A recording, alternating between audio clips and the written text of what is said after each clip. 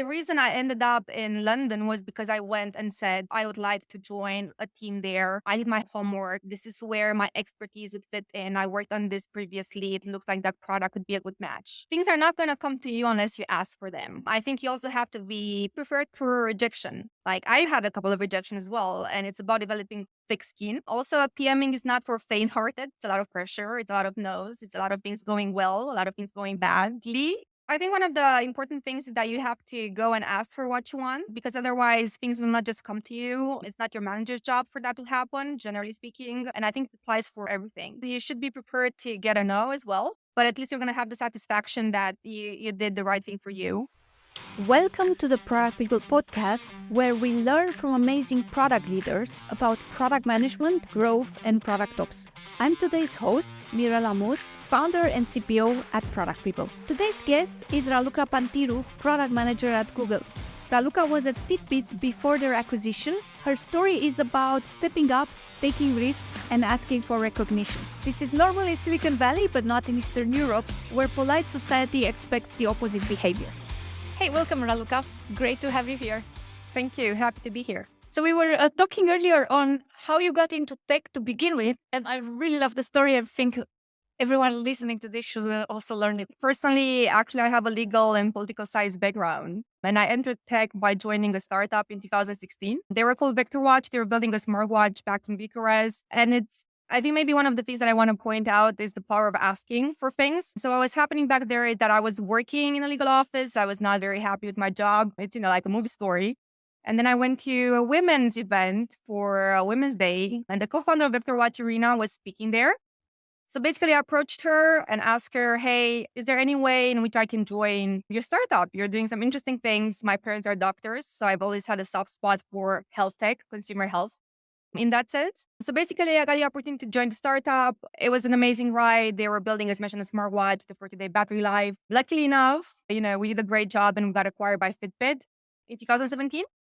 And then later on, 2 years ago, Fitbit got acquired by Google. So basically, I've been acquired twice in 8 years, which is a very interesting journey. And, went from a very small startup to quite a large company. So yeah, that is, I guess, in a nutshell, how I ended up here today. And what I remember you telling me is that you also took a personal risk for that, right? The founder told you, you can join us as an unpaid intern. So if you're fine with quitting your job as a lawyer and joining us for an unpaid 3 months internship, then you're welcome to do so. So it showed a lot of risk taking and commitment from you to make the jump. So yeah, I think, as mentioned, I want to do a change and I really love what they were doing. And I've always been looking into how health and tech are combined. So yeah, definitely risk. No one understood what I did. My parents were very confused about my career. Also coming from Eastern Europe, you're either a lawyer or a doctor or you don't exist. So for them, me joining a tech startup without knowing, anything happening, without knowing anything about it was quite a shock. My friends didn't get it either. So yeah, definitely a risk. But, I think what happened back then is that I also read a quote from Sheryl Sandberg from Facebook, who said that if you get a space in a rocket ship, you don't ask which seat that is. So that's what I did. I think I got very influenced by that quote. And yeah. I'm happy you did. And I'm happy you're also presenting yourself here for other women early in their career. And you touched upon something super interesting. And also that relates to me personally, coming from Eastern Europe. Overall, as a culture, we're more of a heads down, do the work, don't say much, or don't brag about yourself, or don't go asking for things. Maybe because historically we got trampled on by different empires. And it kind of sticks with you. And then you see the Silicon Valley culture where it's all like hustle and bragging about yourself and shooting for the moon. And you're torn between these. It's like, I've been taught that, but now I see other people being successful doing the complete opposite. So what should I actually do? And there's like an extra layer of difficulty when you're a woman coming from Eastern Europe, because this is like a second-class citizen to some degree. And now you have this extra burden on your shoulder on how you're supposed to act and think and do things. Yeah, definitely cultural differences were obvious when I started working with the US. And I think it was a great learning curve as well. I was also lucky to have some great mentors. But yeah, I'd say that, what Americans do very well is the fact that they have it in their DNA, the ability to present well. and to be proud of what they're doing. And I'm saying in a positive way, to boast about what they're doing. Whereas, yes, in Eastern Europe, you always think you're not good enough. You always feel like you need to be perfect. And particularly, I think for women, that applies even more, even though that might be internationally. I once read an article in the New York Times, which was talking about the fact that girls perform better in school than boys. But then when it comes to the workplace, men actually, end up with better jobs, higher paychecks, and all of that. And the question was, why is that happening? And I think the explanation there was that, girls get more attention from parents when they're young, and there's a lot of pressure to be perfect. Whereas boys kind of get the odds to just go there and take risks. And later on, that is showcased in meetings at jobs where if something is proposed, men were just going to say, I'm going to do it. Whereas women need to go back home and do the homework and come back with data and, really showcase how that's going to work out. So it's more a matter of timing. And I thought that was very interesting and actually picked up on that. And, I made it my habit to say, yeah, I'm going to do it. Obviously, when I have some expertise as well. But that was an interesting thing. And I think that applies even more in Eastern Europe. Also, as a female, as you mentioned, that's true. Luckily for me, I was in an environment where I felt supported. So I think most of my managers were men, interestingly enough. And I've never felt that I was not supported. I would say even the opposite of it, which was like, yeah, you should go do it, go build it. And also brag about it, which is very cool. Like one of my mentors, we spoke a couple of months ago and he said, do not be shy. Do you take credit for the work you've done?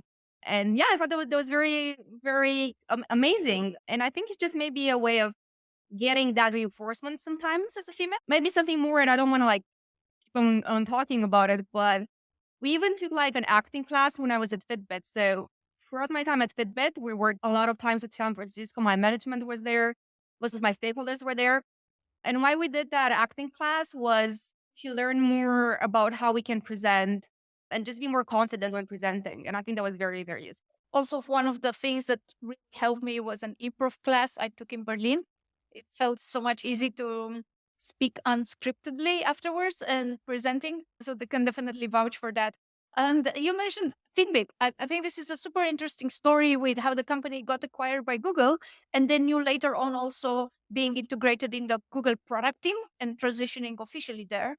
As in our experience with working with post M&A clients, it's very tough for the people for a company that's been acquired to adjust to the new reality. So some people exit right away, other people stumble or try to make it, but somehow can't because they're just used to being with that relatively local company where they knew everyone. And then all of a sudden you're thrown into this big corporate and corporate comes in as like, oh yeah, you were a senior there, but you're not a senior here anymore because this is our leveling. You were taking decisions individually, but now you have these cross-functional blockers or stakeholders that you need to deal with. So how was this for you, and how did you survive and thrive? I think that's true. Definitely when you get acquired, your role changes. Sometimes, you're going to get more focused on a smaller niche of a product or those kind of things. But generally, I think that what happened, it goes back to my point with asking for what you want and trying to get stakeholders buy-in. Like, I got Irina's buy-in when I joined Victor Watch. So it's a matter of just going there and say, I am lucky that I'm here. An acquisition can be a very good thing. I want to do X, Y, Z. I want to understand how the system works. I find this, to be an opportunity where I can learn more, I can impact more. The difference is that with Fitbit, for example, we were able to impact 28 million active users. With Google, you can impact 2 billion people. Like one of the products I worked on is getting launched in Android 14. So basically that can go up to a couple of billion devices in the long run. So it's a different kind of an impact. I would say that is, as mentioned, just going and being genuine and figuring out things with your manager. They are there to support you most of the times. So if you get that baseline correct, at least for me, it worked well. That being said, I think it's important to know who you are as well. What are your values? And maybe the company you got bought in is not the right place for you. And that's why, some people exit. Or maybe you like high growth, scale up environments. And then, big companies are not your thing. In my specific case, I think, I was super lucky that within 8 years to experience three types of companies. So now I know what I like and what I like less. And, it's a unique opportunity.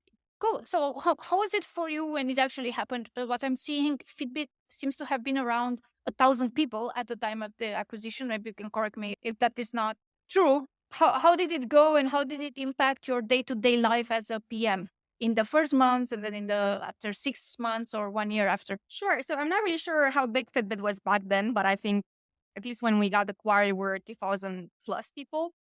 So just to rewind a bit of the story, we were around 40 people in the Bucharest office. We then grew the office from 40 to 400. So that was quite interesting to be part of that scale up locally and become Fitbit's biggest office after the headquarters in San Francisco.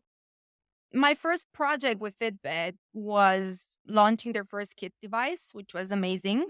Back then, Fitbit had adult smartwatches and trackers, but it didn't have a line to help juniors on their journey when it came to their health. So basically what happened there is that with the support of my manager and the team, we put together a case and we pitched that to San Francisco and we got executive support. And that was great because besides the experience of building a product from zero to launch and post-launch, that gave us the opportunity to really connect with the San Francisco team. Like I had to travel a lot. My colleagues traveled a lot to San Francisco. So, it just helped us build relationships quite fast. So I think that was actually maybe the key of success and why we in the end really integrated within Fitbit. It just really gave us the context to work closely. Fitbit is very complex. It has the device bit, it has the mobile apps, both iOS and Android, the backend and all of that. It's just like really working with a lot of stakeholders. And I would say rallying towards the same goal, which was helping everyone in the world be healthier. Fitbit's mission is making everyone healthy. And, it was the time to help the juniors as well to get on that journey. So I think that was one of the key factors, just really connecting and networking and reaching out to people and getting their buy-in. Secondly, the traveling helped a lot, meeting people in person. Having FaceTime with makers. Yeah, I still think that nothing beats that, though I realize, we're in a hybrid mode and lots of people want to work purely remotely, and I support that as well. I do think that a bit of face-to-face time really helps improve relationships or build relationships with the stakeholder. And then having processes in place. We worked as teams cross-functionally across San Francisco and Bucharest and even APAC to have regular meetings, figure out the way to communicate together. What's the best way to do the storytelling, right? Is it the newsletter? Is it having recurring meetings, sending notes over and all of that? So I would say it's empathy, right? It's like product management, but in this specific case was understanding the other teams, their time zones, their mindset, and how we can work together. My assumption here is not that the fact that you were distributed first was the problem, but the fact that you had a 9-hour time difference. So basically when someone's day started, your day ended. And I know this also from personal experience. My first product role was with Silicon Valley company that then later got acquired by Pandora. So the Bucharest team would start working at around 11 a.m. in the morning and then stay throughout 8 p.m. or so. And I myself had calls with clients of the B2B company I was at throughout 9 or 10 p.m. in the evening. And back then we didn't think about it, but we were working remotely first before it ever became a thing, right? We needed to do all the async updates via emails to align way better via Jira tickets and all of that, because there's no one that you could ping directly until the other side wakes up and can check on things. It was also a bit stressful because I would always wake up with close to 100 emails or something, and a lot of these threads that were going on. And so I learned not to read my emails first thing in the morning because anyway, I couldn't action upon them until the team started off towards 11 in Bucharest. I mean, the FOMO is real. You are concerned about the things happening on the US time zone when you're not there. And probably the same way, goes for stakeholders in San Francisco who are thinking what's happening in Bucharest. And yeah, overlapping, unfortunately, is not great. But I do think that it all goes back to if you really clarify the mission and the drive for the product and for the team, people will work together to figure out the best way to make it happen. So yeah, but I totally feel you. When I guess in a way joined properly product management, I texted my first manager and mentor and asked him, you forgot to tell me that this job means being connected 18 hours per day to my phone and my laptop. And he's like, oh, did I forget to say that? because we were working with the US, and it is what it is. It is up to you to obviously set up boundaries. It's up to team members figure out the way to share the pain. It's not going to be perfect for sure. Like, someone's going to have to wake up very early in the morning. Someone's going to have to stay up a bit late. But yeah, it's a process, definitely. In the beginning of my career, there were a couple of years where I used to work till midnight. And it was because I wanted to do that myself. There was never like a pressure. But I had that FOMO, which was just so intense that I wanted to be there all the time. Online, I remember traveling to San Francisco once, and someone who was a VP of research told me, like, feels like you're always connected somehow. It feels like you're in San Francisco. And my answer was like, well, yeah, because I work in 2 time zones. So I am here all the time. But clearly that is not scalable in the long run. I do not recommend that as a lifestyle, but it was an interesting period and a huge learning curve for me back then. So I guess it was what it had to happen for me to be who I am today. And I agree with that. And I think there's a downside to the whole discussion around work-life balance currently, is that if junior people hear it, it's like, oh, okay, I'll just go and meditate and check out at 5 and take care of my work-life balance. But I think that's also hindering. You need to go to periods of work-life imbalance to get ahead and then like stabilize at that level.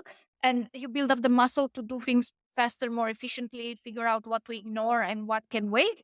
And only after that you can dial down and have the quiet time, which I saw it a bit missing in some cases. We have an associate program at Product People where we bring people into product management in a more formal way than you kind of had to fight your way through it. And I noticed that the people who are successful are the ones who come in with a high commitment to doing this and somehow put a lot of time and effort into it. And once they learn how to do it, we also, of course, monitor that someone doesn't head towards a burnout and send them on vacation and teach them how to manage their work better.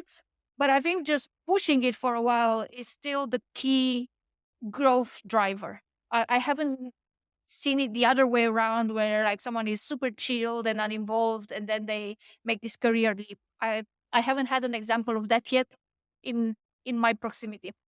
I think, that applies to learning generally, right? Like even in school, if you're super chill, you're probably not going to go to Ivy League. It's kind of a reality of how things are. So I think that, applies to work as well.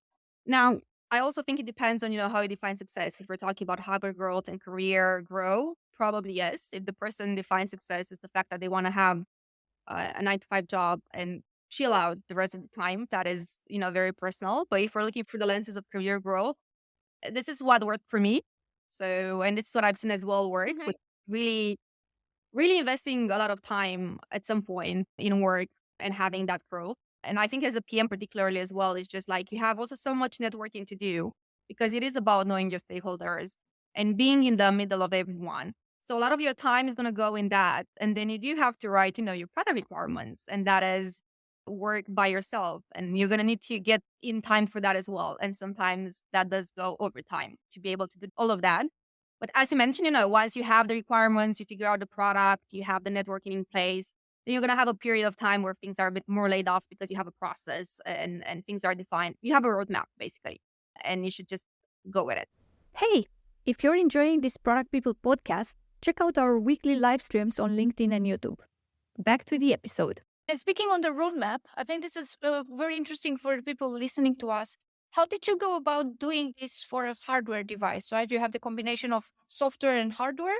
A bit less so now when you're doing this on Android, but I think it will be very insightful for the people listening. What process or methodology did you apply to this? I was lucky enough, as mentioned, to work both on hardware and software, I guess, simultaneously and holistically, which meant that when we defined the kid's product, we talked about the hardware, the shape there, how the button is going to look like. Also, the firmware, the experience on device, what's going to happen? Are we going to have a flower that grows as the kid gets the steps? And are we going to have some delightful experiences for the child to stay engaged? But also the mobile software experience, which supports connecting the device, getting all the health and fitness metrics, and also having the kid view and the parental view of the data. So over there was a matter of aligning both software, firmware, and hardware timelines, which could be very different. Like if with software, you can have, a release every 2 weeks, let's say commonly, I think that's what we did at Fitbit. For hardware, you have an 18 to 12 months roadmap. ahead of that because, you have to connect with the factories. You need to figure out the BOM costs, get the executive okay for that. And then do the prototypes, test the prototypes. If something goes wrong with the prototype, you go back to the factory, you did the prototype. So it's quite a different, bigger and longer timeline. Fitbit had been a hardware company a decade before we joined. So there were some very experienced folks there that knew how to build hardware. So my job there was mostly connecting with them, defining together what we want from a hardware perspective, and ensuring that all the dots are connected to the software experience. So yeah, it's, we had kind of a waterfall approach, I guess, for hardware, and then for software, it's the agile approach. And it was a matter of how we define together a process, a roadmap, and a timeline that we're able to test all of that. So I think one of the things that really was interesting and was unexpected was when we were building the kids device and we were working on the band.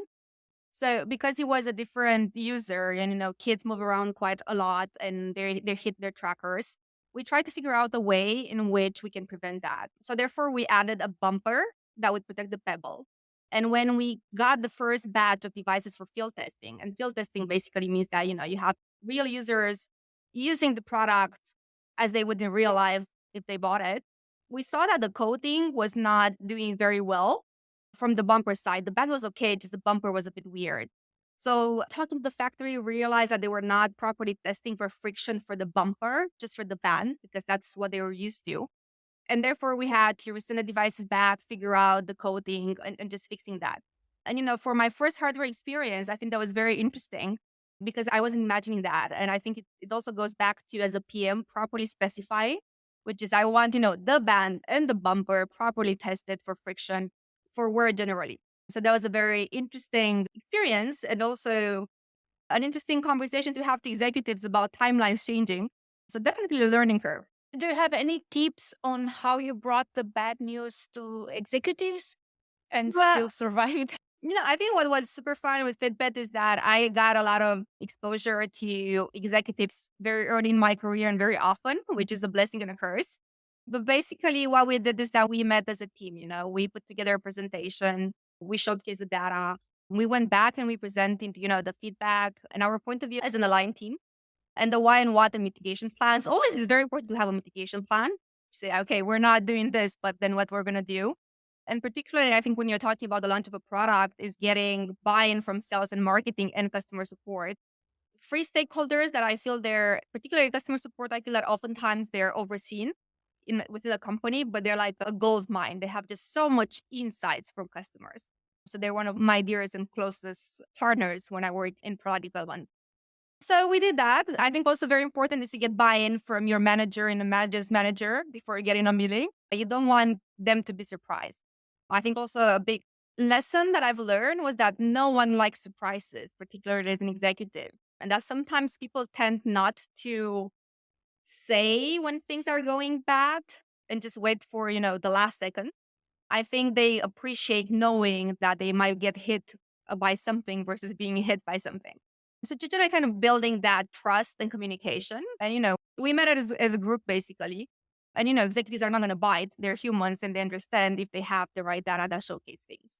So yeah, that's how we broke the news and that's how we got alignment. And I think the most important thing was that we presented the customer's perspective as well. And the fact that we wanted to ship high quality products and really push on quality. And yeah, they were easily to buy in when we talk about customers generally. They're very customer centric. And also, I assume diminishing the risk of returns or other costs if the customers are unhappy. Clearly, I mean, for hardware particularly, building hardware is hard, which is a saying that goes out there. But yeah, I think that, once you ship a bad hardware, there's no coming back, particularly when you're opening a new market, right? And the buyer is the parent. So you're going to lose two possible users, the parent and the child. And yeah, clearly the brand view of things also had an impact, which was like, we don't want to do that. You're talking about customer satisfaction, about Amazon ratings, and just generally about losing future and possibly existing clients if we were to ship a bad kids product. So I'm going to move on to the post-acquisition by Google when you transfer to the Google product team. What changed in your ways of working? Sure. So once we got acquired by Google, for a couple of months, I was still in the Bucharest Fitbit team. And then an opportunity appeared in London for a team called Android Help Connect. And I had a couple of interviews with the team here. And basically, I've always wanted to move to London as well. So I was like, let's give it a shot. And also, I guess in a way, I really want to join an old school Google team because, Fitbit was being transformed, but it was going to take a while until, the new company really gets their processes in. And I knew that back from Fitbit. It takes a bit of a time. So, the scope changed quite a lot. Working, as mentioned, on something that has a bigger impact, like it could impact billions. But at the same time, the product you're working on is, I guess, smaller in a way. Also, it has less of a commercial side. And the product is a platform, it's a health and fitness data platform. So my customers were developers versus end users, which was my experience with VectorWatch and Fitbit. So, interestingly, to adapt to that, learn more, adapt to Google's processes, which are different. They do communication and timelines differently. Could you give an example of that? Most of the listeners aren't working at Google, so they cannot visualize how this happens. Yeah, of course, that makes sense. For, I guess, a good example is just for launching a feature, Google has a tool which is called Ariane. And basically, you have to set in the launch months ago, you do it, like with the scope and what's happening, what's changing, really, I guess, product definition in there and ensure that you get in the tool buy-in from particular stakeholders, which is a process that might take a bit more time to do because you're actually paying everyone and, you have to do the presentation for all of that. Whereas back at Fitbit, we used to have an executive go, no go. So basically that was the moment where you'd get the buy-in. So just kind of like from a process point of view, a bit different. So that's an example. But other than that, I guess it's also very different from team to team. A big difference for me was that this product has less of a commercial side. So it's less about talking to customer support or to marketing and sales because it's a completely different product. Now that might just be because it's a different beast, it's a platform versus a hardware or software, but might be also, just dealing with the processes within Google as a company.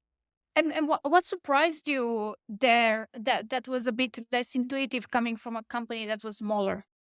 I think it's to some aspects because it's a bigger company, some things move than, a smaller company. So from getting client processes, also, you're working with very sensitive data that might affect billions of people. So it's a lot of alignment with legal for anything that you're doing, which, I highly support. And I think that's great. But that's a bit different to, working on some smaller products. Also, a lot of collaboration. And I think the extra complexity is being publicly listed, which may impact the price if something comes out in the news that's unfavorable. 100%. I mean, Fitbit was also a public company. And funnily enough, when we launched the kids product, the stock went up. So I remember back then making a joke saying that's because of us. However, fairly enough, someone from the executives at Fitbit, who is also my mentor nowadays, said that, it might be correlation only. But I still told my team that, hello, it's great news that the stock is up. But yeah, 100% having, a negative news out there in the press by affecting users, it's going to impact the company overall. A lot of attention for that. Though I would still say that, mostly what is publicized within the company is just ensuring that we're building the right product for users versus company image in a way. So yeah, also from the good side of things, just so many smart people were here for Google, and it was great meeting a lot of very interesting old Googlers when I joined the Health Connect in London. Now, in the ending of our podcast, would you have a book or podcast episode or article that you really like and really shaped how you've been doing things, at least in the past year, if not for more? Well, I think it's a classic. It's Marty Kagan, everything from Marty Kagan. I don't know. It feels to me like he wrote the Bible for product management in a way. So it's just anything from him. I read the articles. I follow him on LinkedIn. Ken Norton is also someone else that I follow. We shared on LinkedIn an article of his and he liked my post. And I was like, oh, wow, Ken Norton liked my LinkedIn post. So that was exciting. Yeah, I would say that. Particularly, Lenny's newsletter and podcast, also a classic, but I think it's just so good. From a book recommendation and podcast, that's it. But I guess just what I like to also mention is like from a career point of view of my experience as a female, maybe, or as a PM from Eastern Europe, is that you should go and ask for what you want. So The reason I ended up in London was because I went and said, I would like to join a team there. I did my homework. This is where my expertise would fit in. I worked on this previously. It looks like that product would be a good match. Things are not going to come to you unless you ask for them. I think you also have to be prepared for rejection. Like I've had a couple of rejections as well, and it's about developing thick skin. Also, PMing is not for faint-hearted. It's a lot of pressure. It's a lot of no's. It's a lot of things going well, a lot of things going badly. So I think one of the important things is that you have to go and ask for what you want, because otherwise things will not just come to you. It's not your manager's job for that to happen, generally speaking. And I think it applies for everything. So if you ask, you should be prepared to get a no as well. But at least you're going to have the satisfaction that you did the right thing for you. And, if that's not the right opportunity, maybe something else will happen. Cool. Thank you so much. And thanks, Raluca, for this great episode. Thanks for listening to this Product People podcast. If you found it useful, please subscribe and consider giving us a rating. For more info, visit getproductpeople.com and see you next time.